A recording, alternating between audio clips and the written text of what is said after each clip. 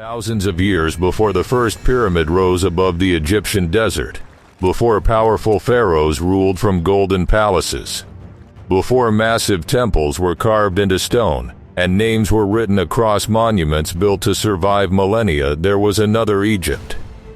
A forgotten world of small villages, endless rivers, and ordinary people whose names have vanished from history. They were not kings. They were not conquerors. They were farmers, hunters, fishermen, and craftsmen families who lived along one of the most important rivers on earth, the Nile.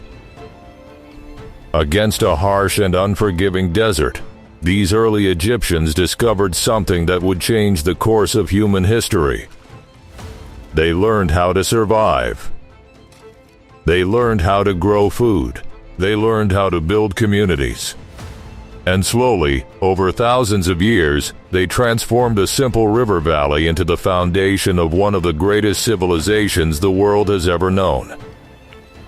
But who were these first Egyptians?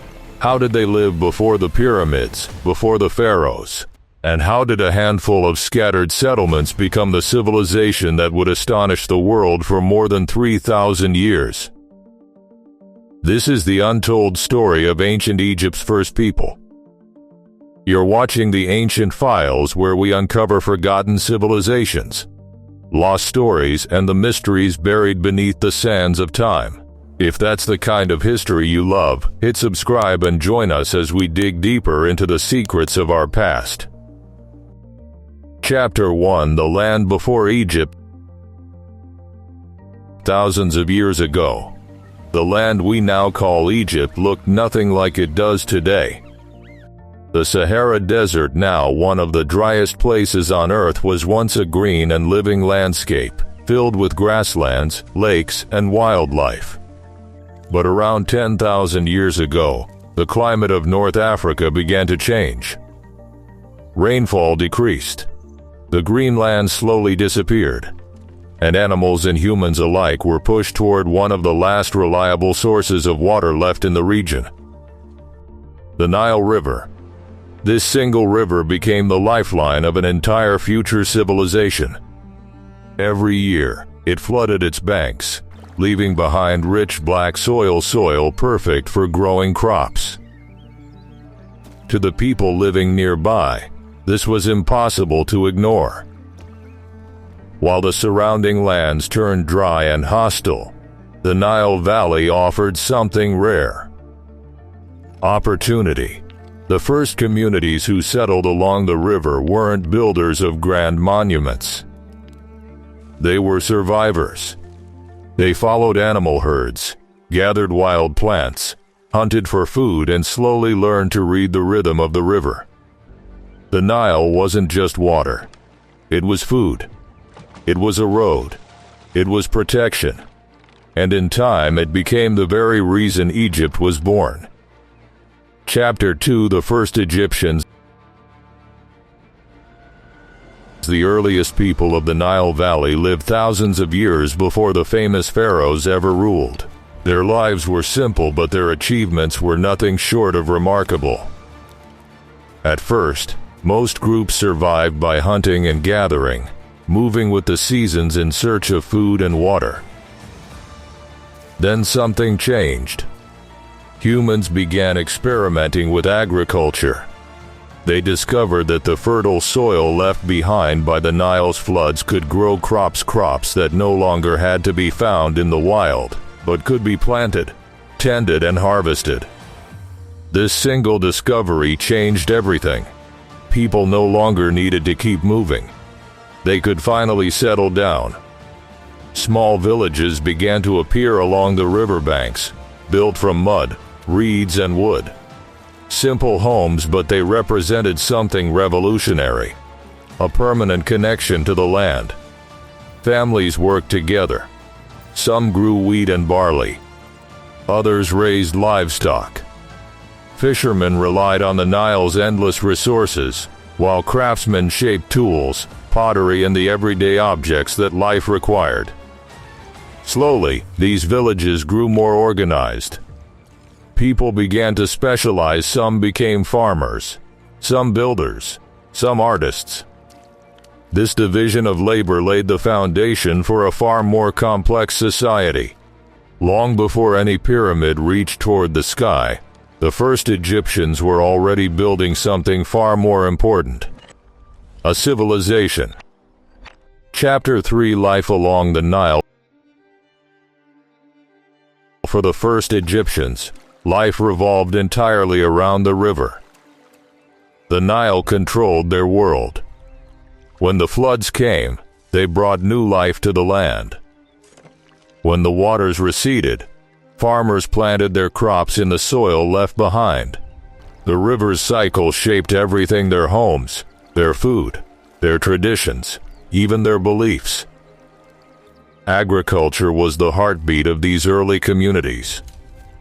Wheat became one of their most vital crops, used to bake bread, a food that would remain central to Egyptian life for millennia. They grew vegetables, gathered fruit, and raised cattle, sheep, and goats. The Nile supplied fish and, just as importantly, a means of travel. Boats made from reeds and wood let people move between settlements to trade, to communicate, to grow. But these early Egyptians weren't only farmers. They were creators. They shaped pottery decorated with intricate patterns and symbols. They crafted tools first from stone and later from copper. They made jewelry and artistic objects that reveal a people with real creativity and skill. Even their burial customs hint at something deeper: a belief that life held meaning beyond the physical world. They buried their dead with objects meant to serve them in another existence. These early traditions would one day evolve into some of the most iconic aspects of Egyptian culture. Chapter 4: The birth of Egyptian beliefs. Long before Egypt's great temples were built, its early people were already forming spiritual beliefs of their own. Living beside a powerful, unpredictable river surrounded by a constantly shifting environment, they searched for meaning in the world around them. The rising sun, the flooding Nile, the endless cycle of life and death. Nature became deeply woven into their understanding of existence. Slowly, they began creating symbols, rituals, and traditions that would go on to shape Egyptian religion for thousands of years. One idea, in particular, took root: that life continued beyond death. This single belief would later inspire elaborate tombs, the practice of mummification, and some of the most awe-inspiring monuments ever built by human hands. But the roots of these ideas didn't begin with kings or priests. They began with ordinary people, living in small villages along the Nile. These beliefs weren't created overnight. They developed gradually, passed down from one generation to the next. Every story, every ritual, every tradition, each one helped shape the identity of a civilization that hadn't even been born yet. Chapter 5: From Villages to Kingdoms. As the centuries passed, the small settlements along the Nile grew into something much larger. Population increased, trade expanded. Once isolated communities became connected. But with growth came competition. Different regions began developing their own leaders, customs, and identities. Eventually, two major powers emerged: Upper Egypt in the south, and Lower Egypt in the north. Each region built its own culture, its own strength. The Nile connected them, but it also made them rivals. For generations, these two lands existed apart. And then, something extraordinary happened. They became one. A single kingdom rose from two separate lands, a moment that would change the course of history forever. A new era had begun. The age of the Pharaohs. Rulers who would command armies, raise monuments, and build one of the most recognizable civilizations the world has ever seen. But the true story of Egypt didn't begin with the pharaohs. It began thousands of years earlier with the farmers who planted the first crops, the fishermen who followed the river, the families who built the first villages, the forgotten people who turned a river valley into a civilization. This has been the Ancient Files. If you enjoyed uncovering this forgotten chapter of history, hit subscribe. Drop a comment with what civilization you want us to explore next, and join us as we continue unearthing humanity's lost past. The story is only just beginning.